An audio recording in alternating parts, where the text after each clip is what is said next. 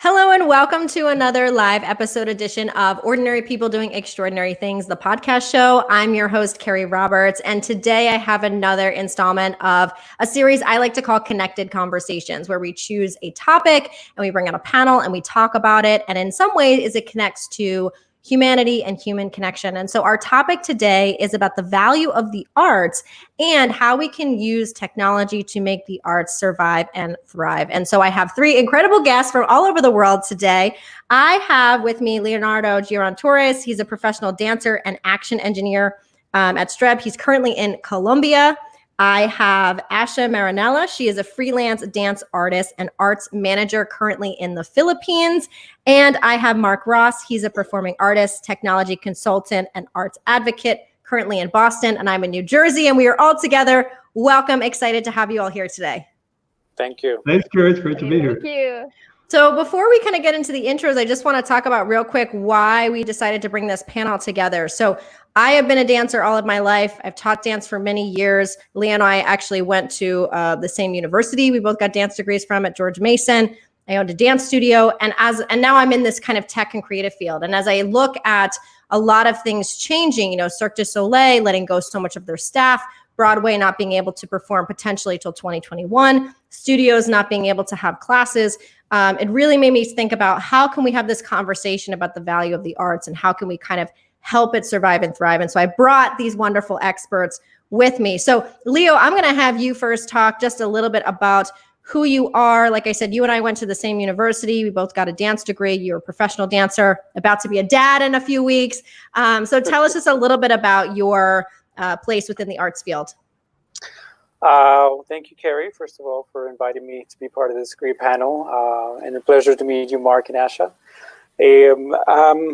Like you said, I'm Leonardo Giron Torres. I'm a dancer, an educator, an action engineer. I graduated with Carrie from George Mason University. And I danced. I've been a dancer for a long time.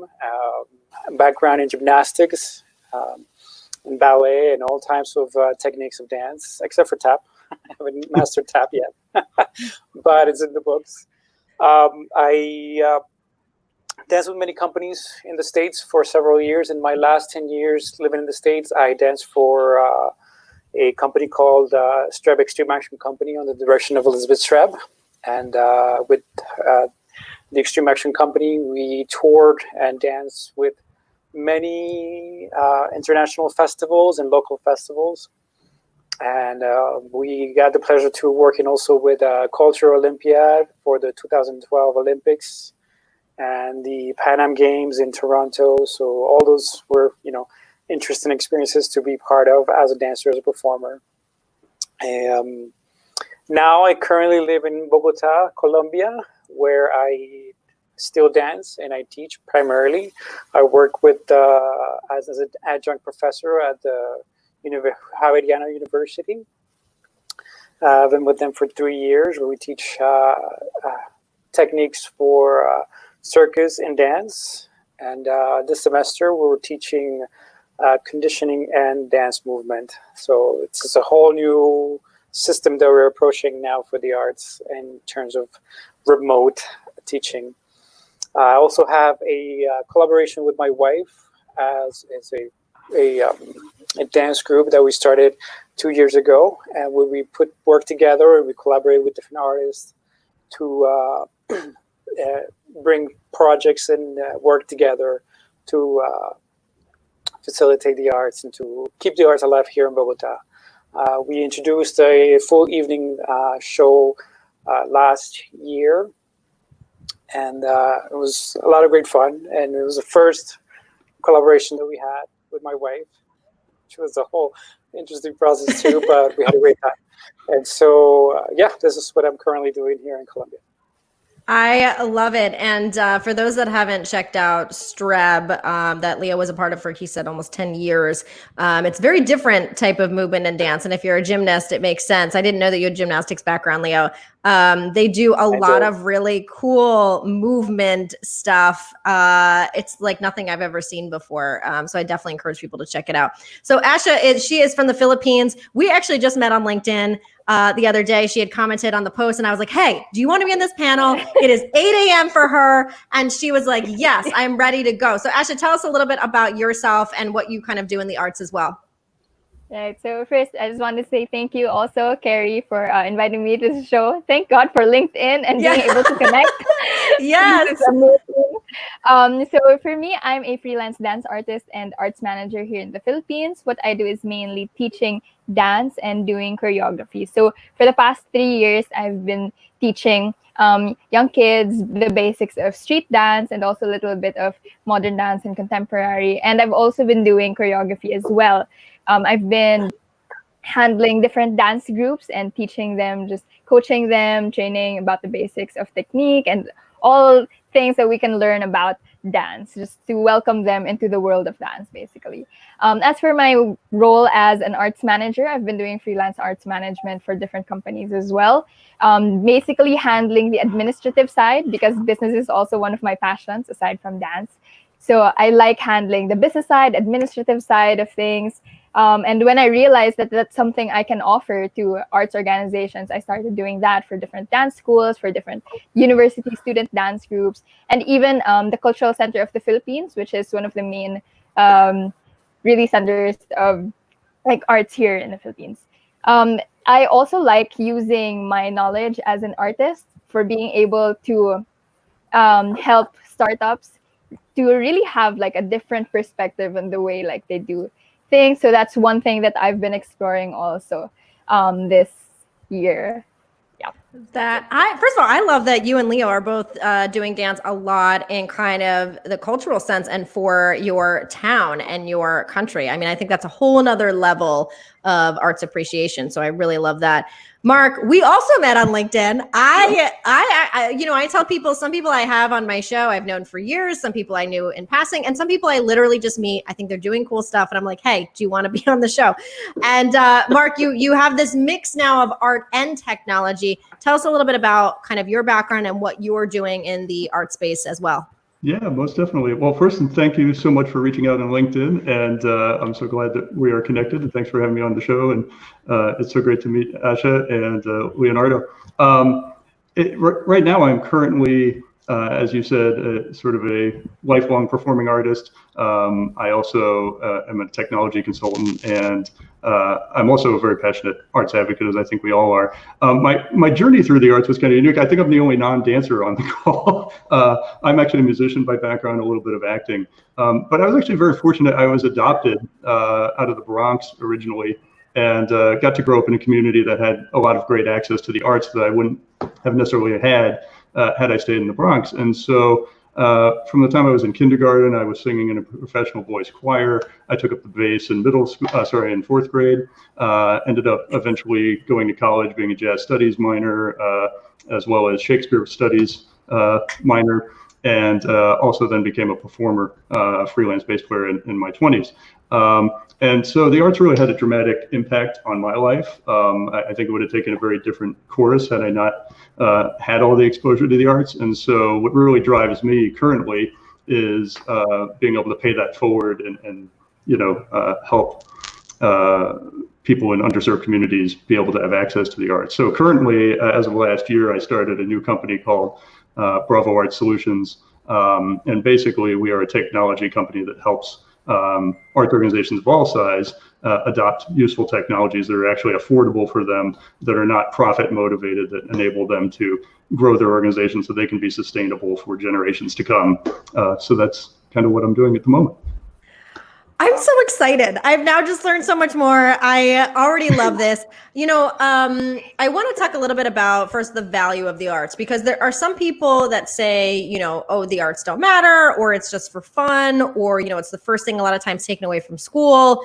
People are like, I've lost my jobs, but nobody really thinks about the performing artists as much. And I'm curious how each of you feel like when you think of the value that the arts brings. What type of value does it bring for you? Asha, I'll start with you first on that.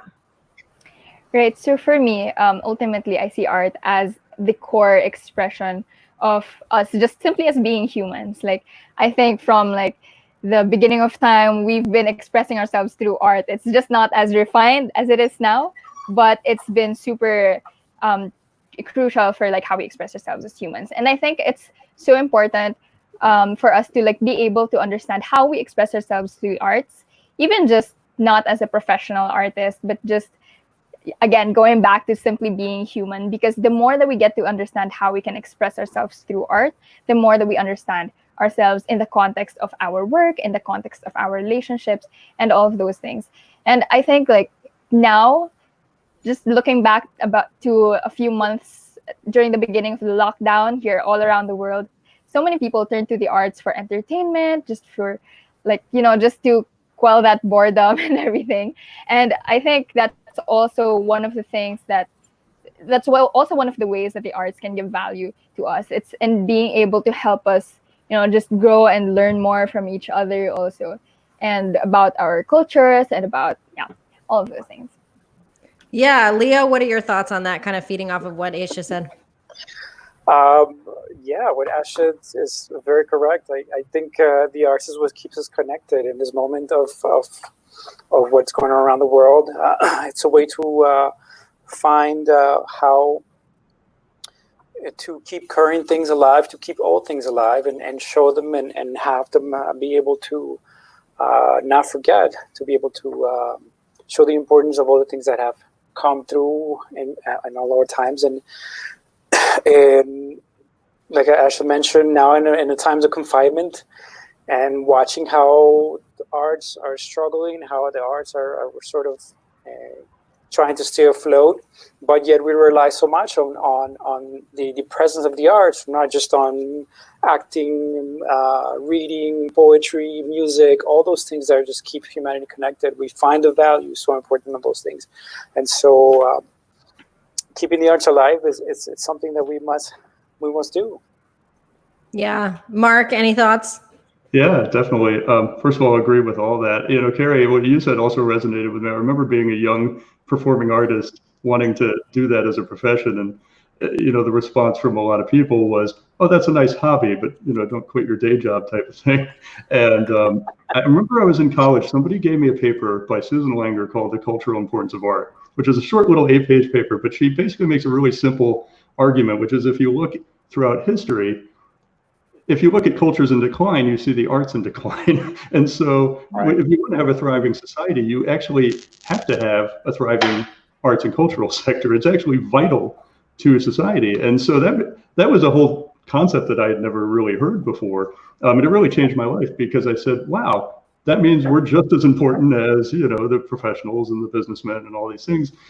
And that it's really a cornerstone of society to have a thriving arts and cultural base. So that's kind of my orientation just in the arts. I think also people don't quite get how big of an economic impact the arts actually has. It's probably one of our largest exports in the US. We're really the gross domestic product of probably a lot of countries in terms of just the arts sector.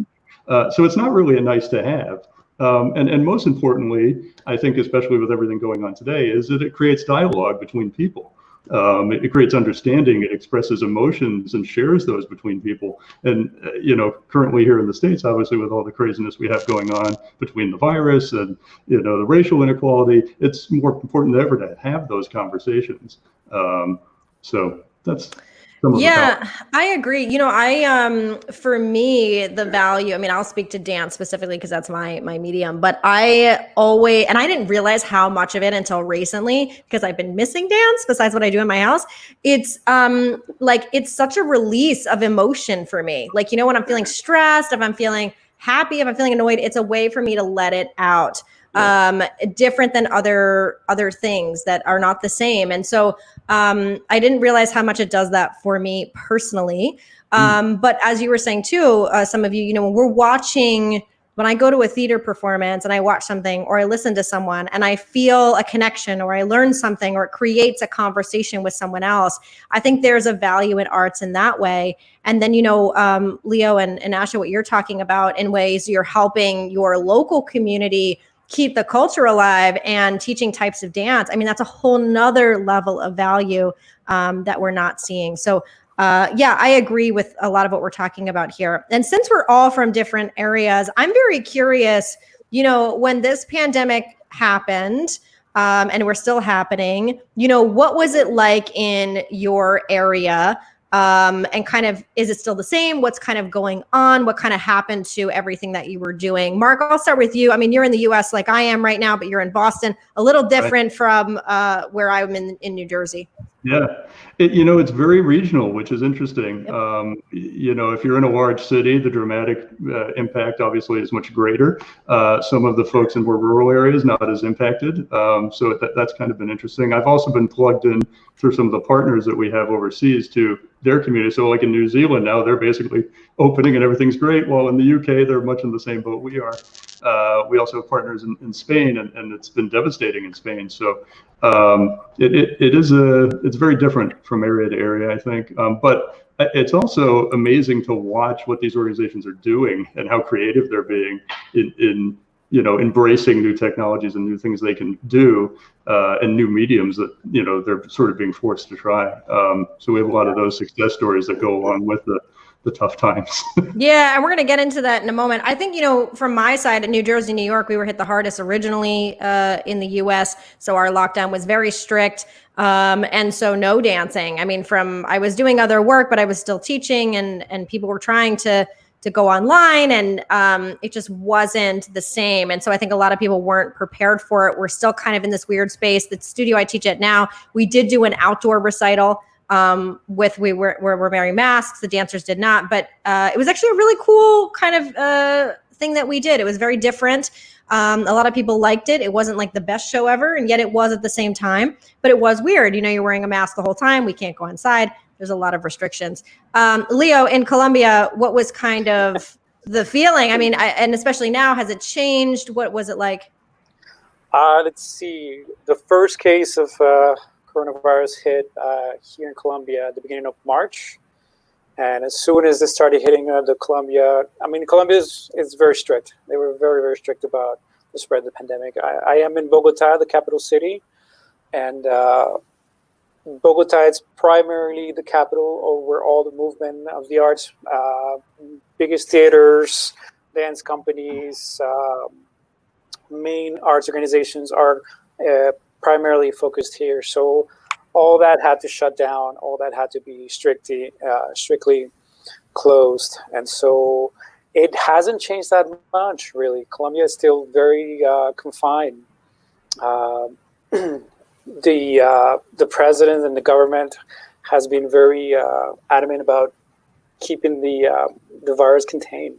And so we have very strict rules in terms of going out. We have very strict rules about going to exercise. We can only do according to your number ID or according to your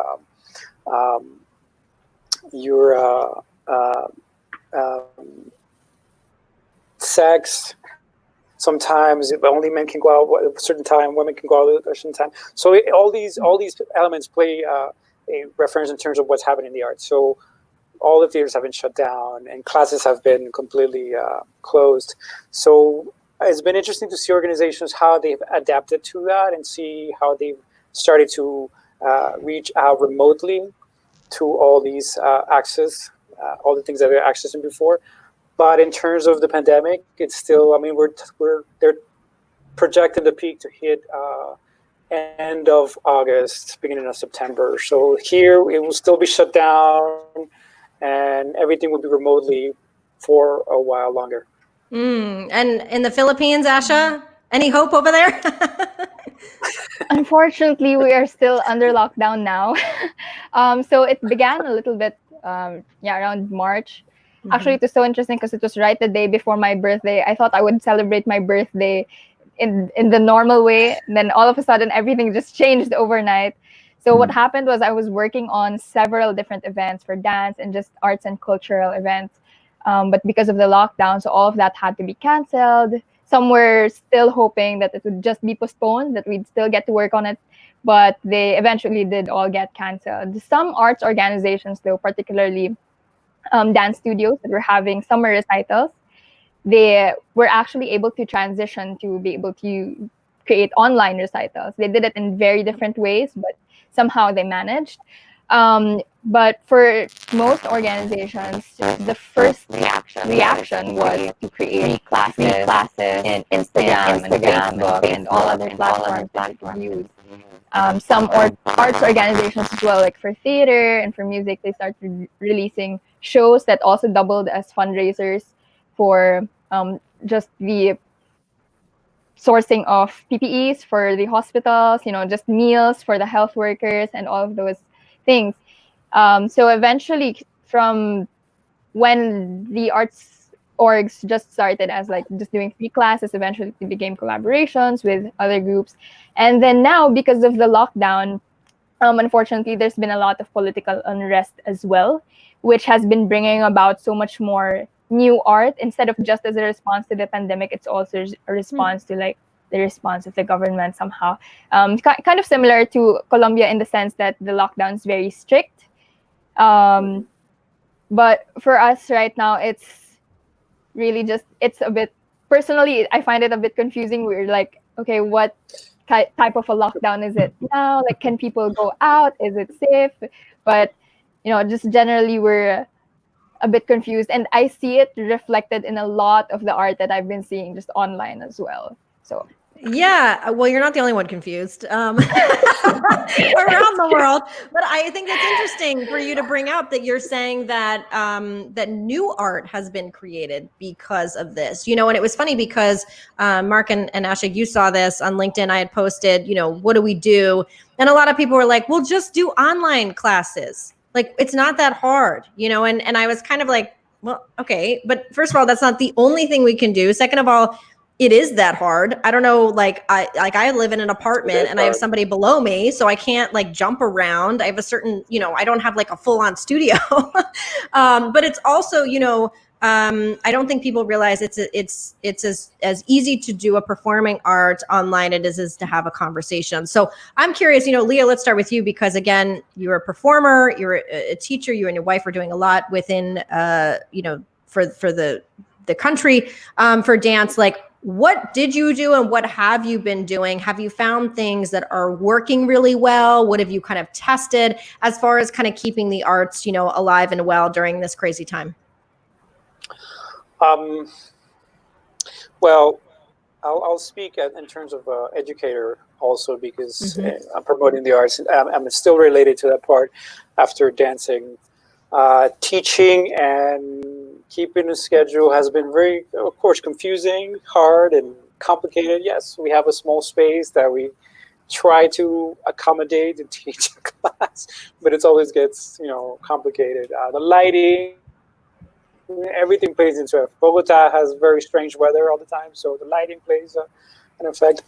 But it's been interesting to see how after all the pandemic hit, we had to switch completely classes, dance classes, history classes, technical classes, ethical classes, to a virtual world. And so we adapted all types of movement, we adapted all types of dynamics to be able to present the class to students how to figure it out, first of all, how to finish the semester, and then how to be able to still have some kind of curriculum that they could follow. And so we established virtual meetings every week with the students where we could meet and talk about questions. And then offline, we would give them a set of creative exercises that they would have to accomplish throughout the week. And throughout the week, they would increase in difficulty, that they would challenge. So in this particular class, I was teaching acrobatics and dance. And so I would give them a big weekly challenges that they could elaborate on and then take on to see how they would eventually do it. So we'll give them feedback, and then if they had they needed tutorials or meetings, we would give them that option. In terms of movement, me and my wife have we've been sort of busy with the arrival of this baby, so we've been sort of concentrating on that. but we still work, we still teach, we'll still try to stay connected. Just a week or 2 weeks ago, I gave a virtual class with the STREB company, and so trying to teach pop action in my living room was interesting. Pop action is the technique of the STREB company, and so because there's a lot of impact, there's a lot of jumping, there's a lot of, and we use mats to do the technique, but and so I had to be very creative and try to have an online class with the students that we had. But it's been a process that we've been adapting sort of with time, and I think we're gonna have to keep adapting because of the current situation. Yeah. Yeah. I mean, I'm curious, Leo, how did your students respond? I mean, did they like it? Were they like, this is kind of interesting because it's different? I mean, what was their response to, you know, the different classes and different things you were doing online with them? At the beginning, they were sort of a little bit, not connecting with the sensation of the class, because the process, we had already started a process from the beginning of January, to when the pandemic hit in March. So they had already sort of a technique that they could work on, a movement. We were teaching acrobatics, and the other element of the class was juggling. So I would teach the acrobatics part, and then another professor would teach the juggling part. And so to switch completely from being present to being in a presential, being in class, to switch into a virtual world was sort of like, oh, well, this is very strange. But little by little, as we were presenting the challenges, as we were presenting the things that they would do, they were sort of connecting more and more. And then we were able, towards the end of the semester, to actually see a progress, to actually see a process that they would go through, which was interesting because they would, we would see as they were progressing that they were actually developing more a self-awareness of how they were adapting their practice.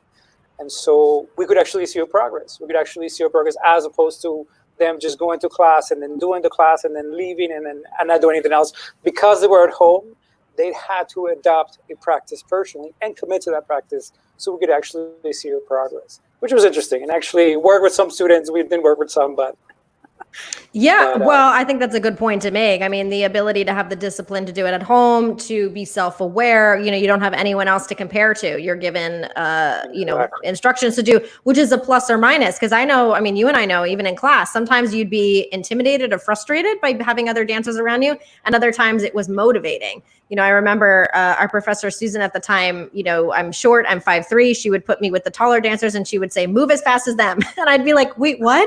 And she'd be like, just do it. Like, figure out how to do it.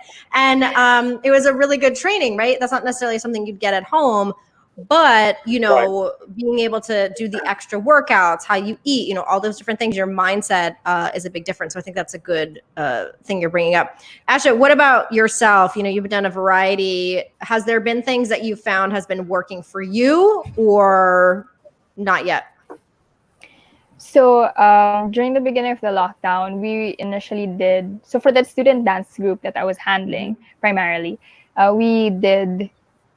we were working on choreography, but then because of the lockdown, so we shifted towards just doing online conditionings and things like that. We give them a set to do per week, and then they just send us updates. Me and my co-coach as well. The students would just send us updates about their progress and things like that. But eventually, because they were also students, so they were finishing their classes, and they sort of had a rule that activities outside of academics wouldn't be allowed when they're doing their finals. So we stopped for a while, and then right now we're still trying to sort of find out how we're going to work towards the next semester. We've just started planning again.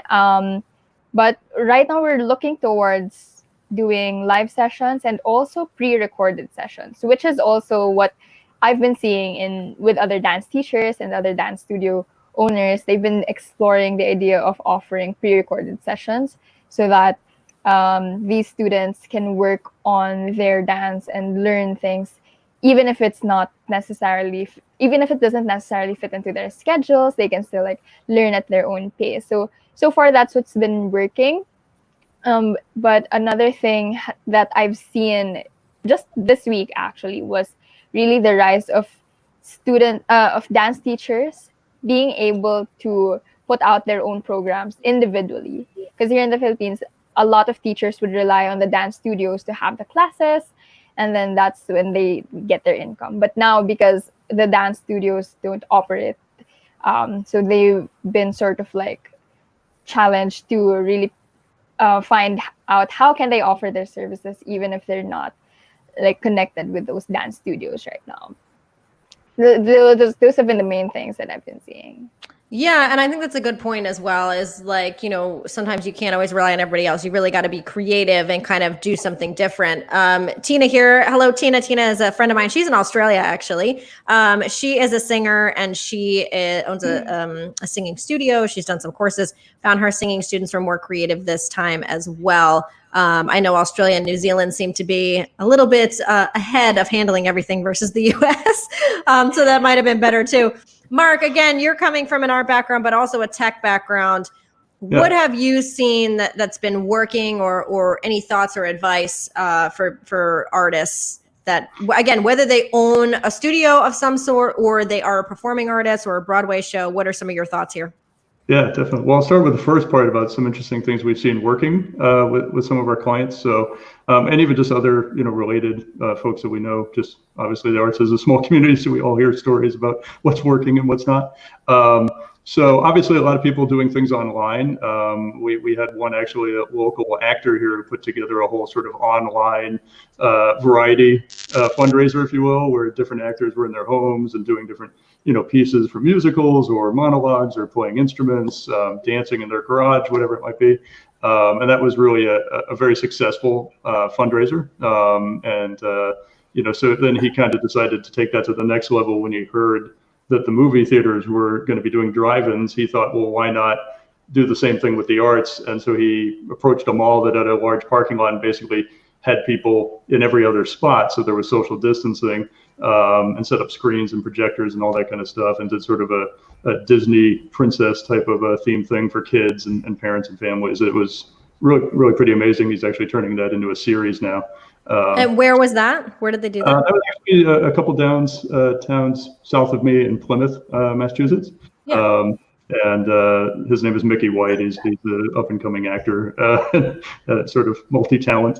We've known him since he was, a kid. So it's really fun to see, the progression of that. As Leonardo, you're a teacher, so you can appreciate seeing that growth of an artist from, when they are just learning to now they're semi-professional. It's been really fun. We're actually going to partner with him on that and kind of help him with his fundraising and his ticket sales and stuff like that for the series now, which is going to be great. So we're excited to just kind of give that back and, find ways to support the arts, because he's also donating to things like the Actors Fund and things like that. So it's really great thing that he's doing. Others have done the online classes. And one actually funded it through grants, which I thought was pretty interesting. So they made all the classes free, but they secured a grant to be able to pay themselves to produce the classes, which was really a great idea. And they're kind of in a rural area in Pennsylvania. So I thought that was a really creative solution in terms of, being able to give value and still engage people in the arts, but also, not do it for free for themselves necessarily, and sustain themselves. And the last one that I thought was really fun was there's an organization that does basically theater as a vehicle to teach math and science. And so they have musicals and things like that they tour around the country with on those themes. And obviously nobody's touring now. So they decided to create a series of calls where you can basically have a call with a historical scientist. And so you can schedule a 15-minute or 30-minute or an hour or whatever, and they get in the costume and impersonate Sir Isaac Newton or whoever it might be. And that's sort of how they've sustained themselves through. So there's a lot of different creative things that people are doing in terms of, how they can sort of make ends meet and still engage their communities. For our end, as a technology company, it's been more about how can we support what they want to do. So the first thing when the pandemic hit was, okay, we don't want to lose all this revenue. So we created a tool where they could actually outreach to their customers who had bought tickets and say, hey, do you want to refund? Do you want to exchange these, to a future show? Do you want to donate it? And people love that tool, and that was really well received. And then the next thing was, hey, we want to stream online events. Can you help us, be able to, sell the tickets and then include the link to stream? So we did that. Now it says places are starting to consider reopening. We're putting things in place to allow for social distancing automatically if they're doing reserved seating, being able to order things like a concession package. They'll just be at their seat, so they don't have to go to the concession area. Being able to do timing with various entrances so that they're sort of staggered entrance of patrons in and out of the venue. So it's a lot of very interesting stuff we're having a great time with, and just trying to help any way we can. So yeah. Yeah, I think, well, first off, some of the things that are happening because of COVID, like, can we keep that? Why can't we have concessions already in our seats anyway? That would be amazing, right? I think that, I hadn't heard about them doing it as an education. That's really interesting to think about music, art, or dance. How can it be a performance, but an educational thing that maybe schools would pay for or teachers would pay for? Because one of the big issues, I'm not a parent myself, but I know a lot of parents, the issue is, okay, my kids are not going back to school. I have to work, or it's half day. Like, what do I do here? And you have some of these people kind of doing co-op type of things, like homeschool. What does that look like? They don't really know what to teach. I mean, that would be a really interesting thing that I would assume even parents might pay for as well. Yeah, they absolutely love it. And we've seen that trend in the arts anyway, as the arts programs have been cut in the schools. All the community groups and regional theaters and arts organizations have sort of tried to pick up that slack. So they're already sort of competent in those areas. So it's actually worked very well to move into classes online during this period. Yeah, it was interesting. I don't know, Mark and Asha, if you saw this on the LinkedIn post, but somebody had commented when I asked, what do the arts do and everything? And they said, look at the drag community. And my sister's a huge fan of drag. So I text her and I'm like, what are they doing? And one of the things that a few drag queens have been partnering with Airbnb. And Airbnb has been doing these online experiences. So you can go on and you can pay for, I don't know, someone teaching you how to make authentic Colombian food from Colombia, right? But there's one that was an example of, like, there's all these drag queens that live in a house and they have the equipment, they have like the video equipment. And what they do is you pay for a show. It's like $50. You pay, it's a 2-hour experience. And they do it where they're performing. They do a performance. They teach you how to make they do some sort of alcoholic drink. And then they do this kind of Q&A and interaction. And I was like, what a cool idea. And the thing is the drag community, I think, kind of gets pushed aside. They are so creative. They are doing great things. And that was such a great example of, like, how do you perform? How do you interact? People will pay for that. I think it's less passive. And I thought that was a really interesting thing. I mean, have any of you seen or heard kind of different things that the drag community has done that maybe could be helpful to other people in the arts? Not in the drag community, but I wanted to add a comment about what Mark reminded me of, something that you mentioned about grants. And something that the government here in Colombia has been doing, actually, is allowing grants and money to circulate for artists and try to reroute that money for creating work virtually. And so recently there was a grant release for people to create dance movement videos for 10 to 15 minutes, depending on the regulations of the grant. But they were able to provide some money available for creation of work virtually, online videos. And my wife recently participated in a collaboration where she dances for a group called Danza Común here in Bogota, which is a big organization. It's a dance studio. It's a beautiful dance studio. And they have a company they've been around for a long time. And they had a whole grant for touring that they had already budgeted for the year 2020. And unfortunately, because of the pandemic, they had to recreate that grant again and figured out a way to be able to repurpose those funds to instead of touring.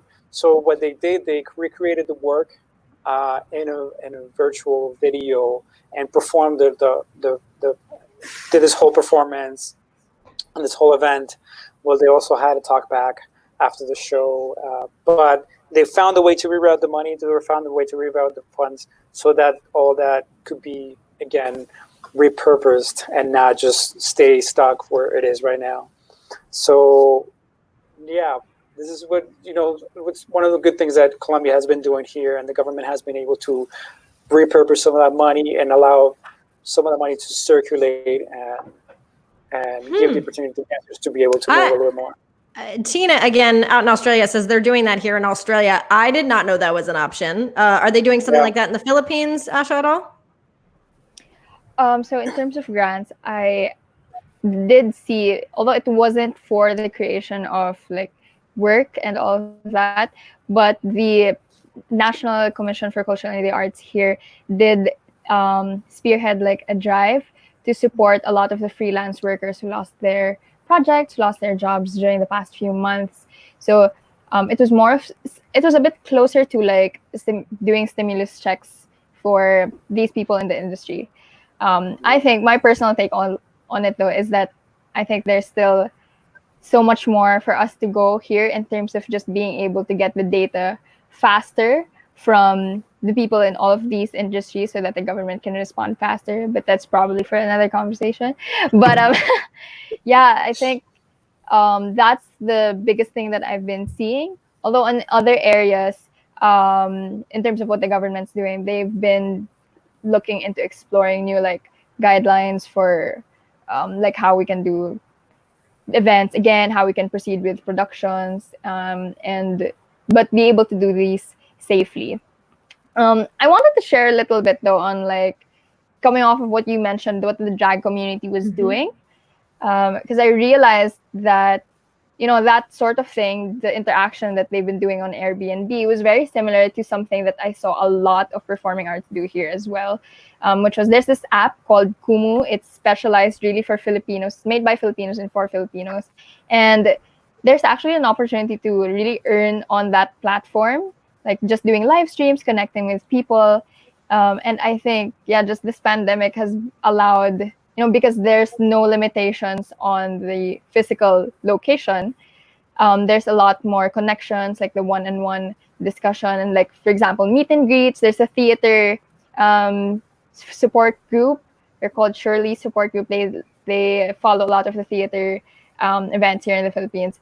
They've been hosting these meet and greets wherein they pair fans with the artists and, just creating spaces for them to interact, and they get paid. So yeah, like I just wanted to mention that because it was very similar to what the drag community has been doing. So wait, so what is the app name? What is the name of the app?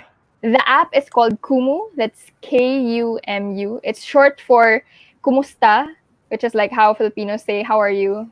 Mm-hmm. So very similar in Spanish. Yeah, I was gonna say that's the same as Spanish. Wait, so but it's only a Filipino app, so like I couldn't use it in the US? I think it's available. It's on iOS and it's on Android. There's that opportunity to really, a lot of the live streamers, that's the main thing that they do. Like a lot of the live streamers now have been like even the big artists. I'm not sure if you're familiar with Leas Longa. Mm-hmm. She's one of the biggest Filipino musical theater performers. I think I saw that she joined the platform. She's been doing streaming there also, like a little bit. So yeah, it's just been really cool to see all of those performers on that platform and just really find ways to keep interacting with fans. And then fans can send sort of these like diamonds and coins. It's sort of like gaming, except you're giving those coins to an actual human being so that that's convertible to like cash. So it's just very interesting that, there's this technology that can allow for, additional revenue even in these times. So. Oh, that's really cool. I've seen some stuff on TikTok as well. And I think like you're saying, one thing that's always important in business as well, but for the arts is access. There's a lot of people that would love to talk to Leah Salonga or talk to the cast of Hamilton or talk to someone who is a professional in their field and say, how do I do this? And so I think that can be done on a lot of different platforms that people will pay for that. There are apps like you're talking about, but I don't think you have to have an app. You could kind of put it out, do an ad, type of thing as well. The other thing I wanted to bring up, which maybe you guys probably aren't aware of, but I do a lot in the voice technology space. I was thinking the other day, we're so much heavy on Zoom and looking at stuff. And one of the things I love about dance is I don't have to really look at anything. I'm kind of feeling. And so I think there's also this element of like, how can we kind of put something in our ear and hear a class? Why do we have to see it? We can hear it. Can it be in a podcast form? Can it be in a voice technology space where we're talking to a device and it's responding back? I think if we kind of think a little bit broader about, we don't have to see something, we can hear something. And that's another piece to use technology within the arts as well. Again, I'm thinking dance because that's my area, but I would assume you could do that with singing or theater as well. So I don't know. I mean, as I'm kind of talking about this, does this kind of spark any other thoughts kind of off the top of your head for any of the three of you? Well, I have heard that there are at least one or two theaters that are doing that with the audio only, sort of like the old days when you used to do radio plays. Yeah. And I think one of them partnered with Audible, and it's sort of the first time that you can. Wait, who is this? Who's doing that? You know what? I'll look it up. Mark! I'm trying to remember who it is because I have so many different words floating through my head. But it's kind of a unique medium, like you say, because it makes it more like a book where you have to use your imagination and hear, visualize the action that's going on. And as a Shakespeare person who listened to many a Shakespeare production on books on tape, it's something I like a lot. So I'm actually excited for that medium. So I think that's a great point. Yeah, and I'm trying to think, like I said, we did an outdoor recital for the studio I taught at this fall. Some people are doing things outdoors as long as they keep the distance, depending on, the level of where you're at. I think that's important as well. I think that will be allowed. I mean, I'm on a salsa dance team. That's going to be the last thing, unfortunately. Any touching we can't do, which is really upsetting. So if anyone comes up with an idea of how to do partner dancing, I know some people that have made fake people, they've had a chair and put some fake arms and they dance with that, and that's been entertaining. But any other thoughts here that any of you have? Again, we're talking about performing artists, that get paid as professional dancers, musicians, and actors. But we're also talking about people that work in arts management. We're talking about studio owners that are sitting here kind of struggling and saying, what do I do? Do you have any kind of last thoughts or things you want to share? Asha, I'll start with you. Right. So I think right now, what a lot of arts managers and artists can really do is really showcase a lot of their talent and be able to find out how that can be connected to other industries. So like, for example, particularly with arts managers, I'll just go with lighting designers, maybe sound designers, actually. There's this one sound engineer that I worked with for a production previously, and now she's been sharing a lot of content on TikTok about how to make your audio better for Zoom. She's also working with lighting. So I think being able to find those skills and knowledge from whatever it is you do in the arts and being able to transfer that to other industries is very helpful during these times, and could also in the long term contribute to other people and other industries really seeing the value in the arts, and that, they don't just say that, you're just going to be putting up an event, that's easy. There's a lot that's going on backstage. Like if you're a stage manager, the chaos, and even with broadcasting stuff like this, right? There's a lot of things going on. So, basically, I think that's really something that we can explore more. We're really challenged to find out what is it beyond just the arts that we can contribute. Like, how can we use the arts to contribute to the industry, as well as now we're slowly discovering, like, how can all these industries contribute to the arts? Like, how can tech contribute to the arts? Like, how can even finance contribute to the arts? All these things, now we're slowly like finding these chances to discover them in like everything that's happening in different spaces. Yeah, I agree. I think you're right. It's important to kind of think about how our skills translate beyond the one thing we do. And that's for everyone, even outside of the arts, because there are things that translate. We just don't always know the terminology for it. And so I think you're right. It's good to discover that. It's good to have discussions and ask questions as well. Mark, any final thoughts on this? Any other things that have popped up into your head for people that are like, what do I do? Is this going to survive? Any other thoughts? Yeah, I think, change is sort of inevitable, right? So unfortunately, sometimes it takes something dramatic to force us to change and try new things. I think that's the sort of the mixed blessing here. I think the worst thing you can do is stick your head in the sand, hope it's going to go away, and imagine that the good old days are going to be back right around the corner. It's going to be different. And so you want to just take the leap and embrace new things and try new things. And if you fail, so what? You tried it, and then you'll iterate and iterate. The great thing about arts people is that we're creatives, right? So just remember that and embrace that, and try new things, and be brave to fail forward, as they say. I think that's the best thing you can do, and people will cheer you.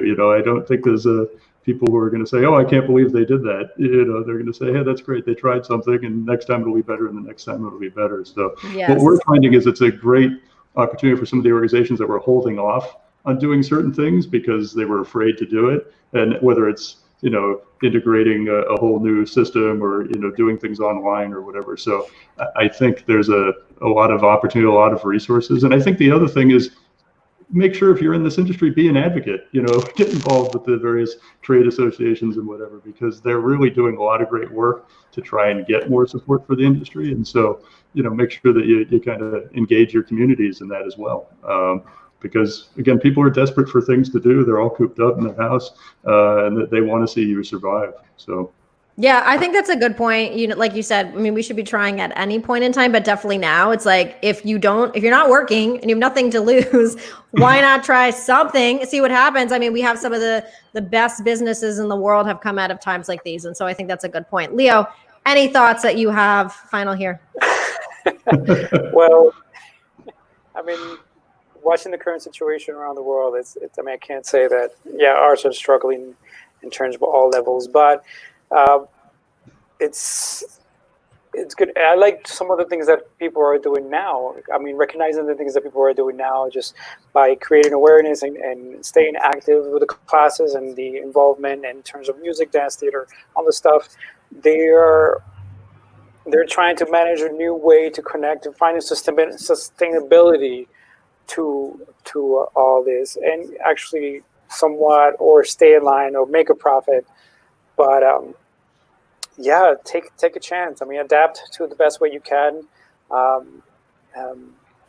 Not just try to develop a new way to cherish what's going on around the world, and not just stay stuck and forget about it, because the arts plays a very important part of the world.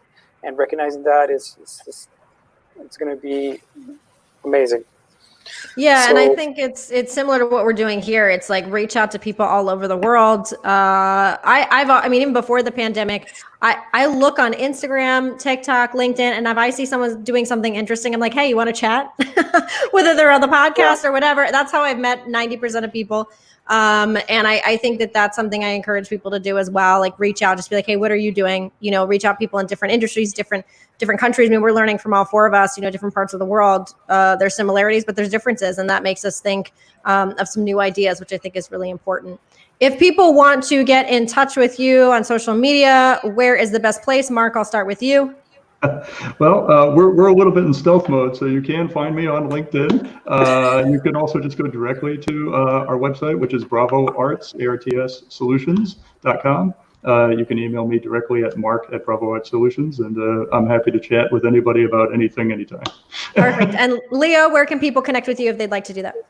I am on Facebook and Instagram, Leonardo Giron Torres, Leon Giron Torres. And also you can email me directly, leogirontorres@gmail.com. I will be happy to talk to anybody. Absolutely. Yeah, it teaches dance, juggling, how to run into walls. There's all sorts of, I just want to say there was one STREB thing where you had to like fit so many people in a box. That was one at one point. I was like, whew, Wow. that one you could probably teach, right? It definitely adapts you to riding on a packed subway or anything like that. Yes, it's so true. Asha, where can people connect with you if they'd like to do that as well? They can connect with me on Facebook, Instagram, Twitter. My social media handle is @Asha Marinella. But the rest of my social media links are all on ashamarinella.com/social, and my email is ashamarinella@gmail.com. Perfect. Well, I thank all three of you, not only for being here today, but for the work that you've been doing. You continue to do. The arts are important. They're valuable. Please, if you're watching or listening, please reach out to them, to myself. Let's help support one another and the arts. And I thank you all for being here. Thank you, Carrie. Thank you, Carrie. Thank you, Carrie. Thanks, Thank you. Asha. Thanks, Leonardo. Thank you. Thanks, Mark and Leo.